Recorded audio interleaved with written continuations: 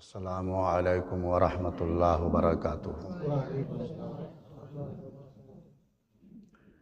تمام تعریف اللہ کے لیے جو رب ہے عالمین کا، خالق و مالک ہے کائنات سارے جہان کا۔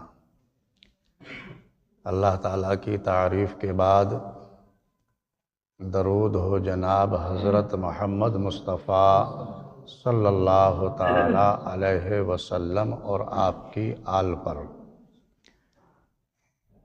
جیسا کہ آپ کا مرتبہ ہے، عظمت و شان ہے کہ آپ نبیوں کے بھی نبی ہیں اور رسولوں کے بھی رسول، شاہوں کے تاج، تاجداروں کے بھی تاجدار ہیں، کشتی ملت کے کھیونہار، سب سے انوکھے اور سب سے نرالے ہیں۔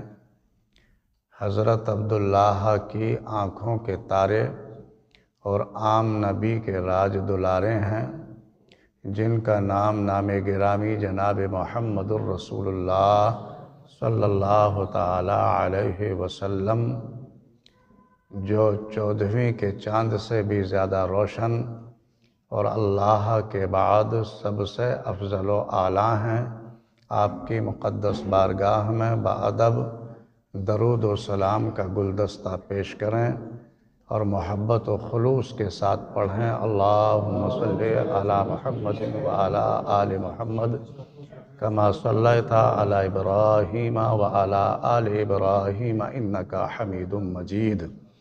اللہم بارک علی محمد وعلی آل محمد کما بارکت علی ابراہیم وعلی آل ابراہیم انک حمید مجید۔ محترم بزرگوں اور دوستوں، پیارے اسلامی بھائیوں، جس آیت کی ہم نے تلاوت کی ہے،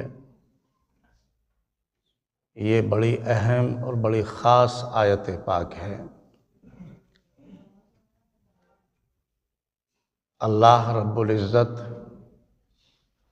اس آیت میں اپنے ایمان والے بندوں کو حکم دیتا ہے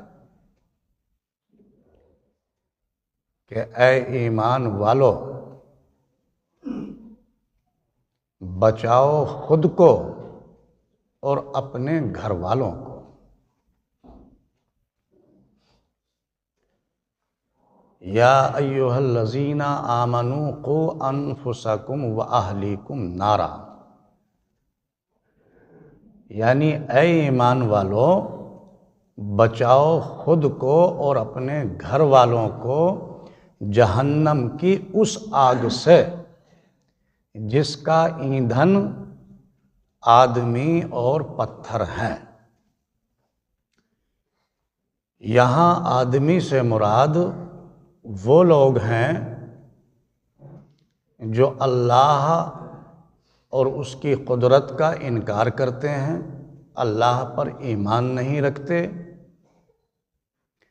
اور اللہ کے احکامات اور اس کے پیارے محبوب جناب محمد الرسول اللہ صلی اللہ تعالی علیہ وسلم کی تعلیمات کی خلاف ورزی کرتے ہیں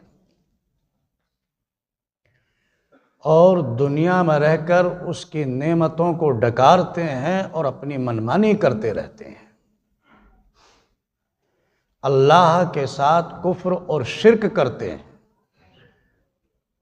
تو ایسے لوگ جو ہیں یہاں آدمی سے مراد ہیں، یعنی ایسے لوگ جو ہیں وہ جہنم کا ایندھن ہیں۔ آیت پاک میں کہا گیا ہے کہ بچاؤ خود کو اور اپنے گھر والوں کو جہنم کی اس آگ سے جس کا ایندھن آدمی اور پتھر ہیں۔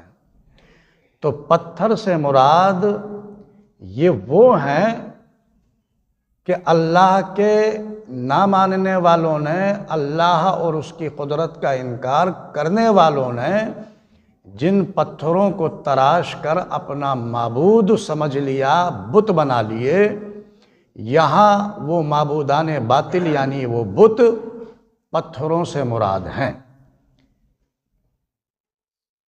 یعنی یہ تمام اللہ کا انکار کرنے والے، اللہ کے احکامات کی خلاف ورزی کرنے والے، اللہ کے پیارے محبوب کی تعلیمات سے منہ موڑنے والے اور اپنی منمانی کرنے والے، اپنی مرضی سے جس کو چاہا اس کو مانا،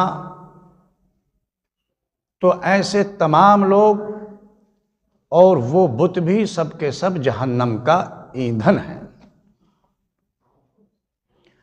علیہا ملائکۃ غلاظ شداد لا یعصون اللہ ما امرہم ویفعلون ما یؤمرون۔ اور وہاں اللہ تعالیٰ نے جو فرشتے مقرر کیے ہیں وہ بڑے سخت، تندخو یعنی زبردست فرشتے ہیں۔ وہ وہی کرتے ہیں جو اللہ کا حکم ان کو ملتا ہے، اور وہ اللہ کے حکم کو کبھی نہیں ٹالتے۔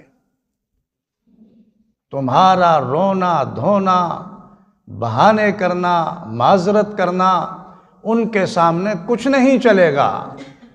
بڑے سخت فرشتے اللہ نے زبردست فرشتے مقرر کر رکھے ہیں، اور وہاں اس آگ سے ہرگز نہیں بچ سکتے اگر اللہ کے ساتھ اللہ کا انکار کیا ہے اور اس کی قدرت کا انکار کیا ہے۔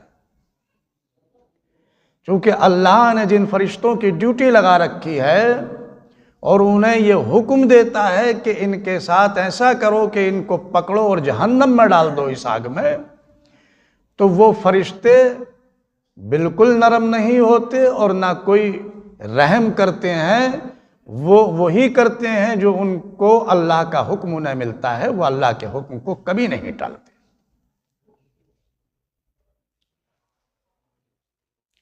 یا ایھا الذین کفروا لا تعتذروا اليوم۔ اور اللہ فرماتا ہے یہ حکم ان لوگوں کے لیے ہے جنہوں نے اللہ کا انکار کیا، اللہ کی قدرت کا انکار کیا، اللہ کے احکامات کی خلاف ورزی کی اور اللہ کے پیارے محبوب کی تعلیمات سے منہ موڑا۔ ان سب کو متنبہ کیا گیا ہے کہ اے لوگو، یا ایھا الذین کفروا لا تعتذروا اليوم، یہ آج کے دن تمہارا کوئی بھی عذر اور کوئی بھی بہانہ یہاں قبول نہ کیا جائے گا۔ تم کسی بھی طرح کا عذر پیش کرو، کوئی بھی بہانہ بناؤ، تمہارا کوئی بہانہ نہیں چلے گا۔ انما تجزون ما کنتم تعملون، تمہیں وہی ملے گا جو تم نے دنیا میں کیا۔ اور اللہ کے پیارے محبوب، پیارے پیغمبر جناب محمد الرسول اللہ صلی اللہ تعالی علیہ وسلم کا بھی ارشاد ہے۔ آپ ارشاد فرماتے ہیں کہ الدنیا زرعۃ الآخرہ، اے لوگو یہ دنیا جو ہے یہ عاقبت کی کھیتی ہے۔ آپ جو بوؤ گے وہی کاٹو گے، جیسا کرو گے ویسا ہی بھرو گے۔ تمہارے اعمال کا ذمہ دار خدا یا شیطان نہیں ہے۔ جو تم اس دنیا میں رہ کر تسلی دے لیتے ہو اور خوش ہو جاتے ہو کہ جی جو بھی کچھ ہوا وہ اللہ ہی کی طرف سے ہوا ہے، اگر کوئی کام اچھا ہوا اللہ نے کرا دیا، کوئی کام غلط ہوا شیطان نے کرا دیا، تو حضور اکرم صلی اللہ تعالیٰ علیہ وسلم کے اس ارشاد کا، ان الفاظوں کا مطلب یہی نکلتا ہے کہ تم اس خوش فہمی میں مت رہو۔ تمہارے اعمال کا ذمہ دار نہ تو خدا ہے اور نہ شیطان ہے۔ اللہ نے تمہیں وہ قوت دی ہے، وہ عقل دی ہے، اور اچھا اور برا اپنے پیارے محبوب کے ذریعے تمہیں راستے بتا دیے گئے ہیں۔ تمہیں اتنا اختیار دے دیا گیا ہے کہ تم اچھی بات کو بھی سمجھ لو اور بری بات کو بھی جان لو، اور تمہیں یہ اختیار دے دیا گیا ہے کہ تم اچھے کو قبول کرو یا برے راستے پر چلو۔ یہ اب تمہارا معاملہ ہے، اچھے کو کرو گے تو اچھا پاؤ گے، اور بری بات کو اپناؤ گے تو اس کا رزلٹ بھی برا تمہیں ملے گا۔ اسی لیے اللہ کے پیارے محبوب نے ارشاد فرمایا کہ الدنیا زرعۃ الآخرہ، لوگوں بہانے بنانے کی تو کوئی ضرورت ہی نہیں ہے، وہاں تمہارا کوئی بہانہ نہیں چل سکے گا، کوئی عذر تمہارا قبول نہ کیا جائے گا۔ یہ دنیا عاقبت کی کھیتی ہے، جیسا تم کرو گے ویسا ہی بھرو گے، جو بو گے وہی کاٹو گے۔ تو اللہ نے فرمایا یا ایھا الذین کفروا لا تعتذروا اليوم، لوگو یہ دن وہ دن ہے کہ آج تم میرے حضور اگر کسی طرح کا عذر پیش کرو، کوئی بہانہ بناؤ، ہرگز تمہارا عذر اور تمہارا بہانہ قبول نہ کیا جائے گا۔ میں نے تمہیں بے شمار نعمتیں دی ہیں، تمہیں عقل سے نوازا ہے، اچھے اور برے کی تمیز تمہیں دی ہے، تمہیں وہ قوت و طاقت بخشی ہے کہ تم اچھے کو سمجھ سکو اور برے کو بھی جان سکو، اور مزید یہ کہ میں اپنے پیارے محبوب کی تعلیمات سے تمہیں نوازا ہے۔ اب آج تم میرے سامنے کوئی عذر پیش کرو یا بہانہ بناؤ، ہرگز قبول نہیں کیا جائے گا۔ انما تجزون ما کنتم تعملون، تمہیں تو وہی ملے گا جو تم نے کیا ہے۔ پیارے اسلامی بھائیوں، اب یہاں سوال یہ پیدا ہوتا ہے کہ اگر ہم نے کلمہ پڑھ بھی لیا،